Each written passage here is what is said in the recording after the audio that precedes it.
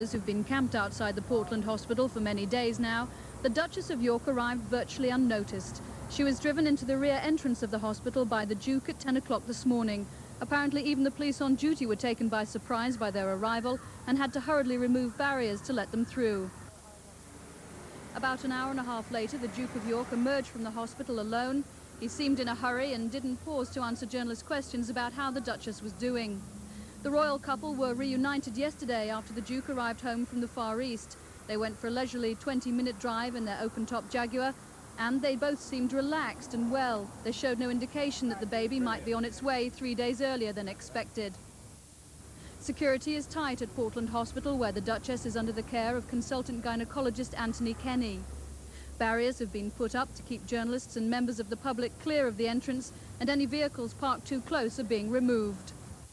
There have been comings and goings all morning at the Portland hospital.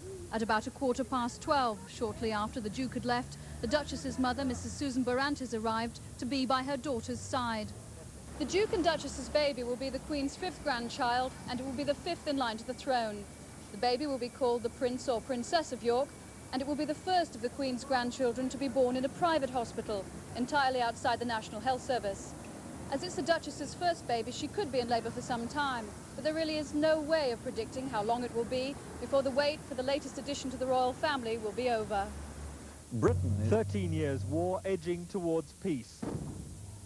Under the agreement, South Africa's army will first be confined within Namibia before total withdrawal from Namibia, territory occupied by South Africa in defiance of the United Nations.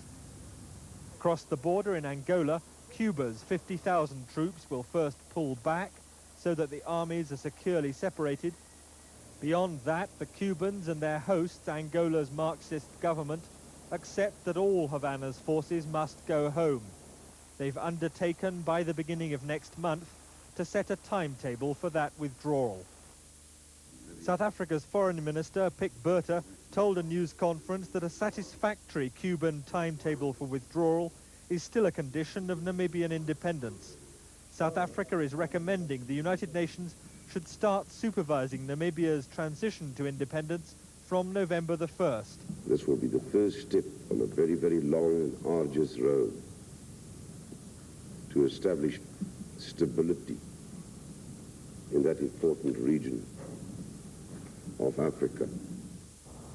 If the peace talks still to come do succeed, Angola's Marxist government has to come to terms with the right-wing UNITA rebels, left out of the peace process between nations. And South Africa too must adapt to giving up territory under white domination to black majority rule. This is James Robbins for the 9 o'clock news in Johannesburg. Leave Angola by September the 1st, and 50,000 South African troops to start leaving Namibia on November the 1st. But a date is still to be fixed for 50,000 Cuban troops to leave Angola, and there'll be another round of talks later this month. After 13 years of war, South Africa announced its troops would begin leaving Angola on Wednesday, the first stage of a plan to bring peace to the country and independence to neighbouring Namibia. This will be the first step on a very, very long and arduous road to establish stability in that important region of Africa, so that all the efforts made over so many years were not in vain. The South African president earlier briefed Namibia's administrators on a deal which could lead to black majority rule in the territory by the middle of next year. The Namibians said they were encouraged.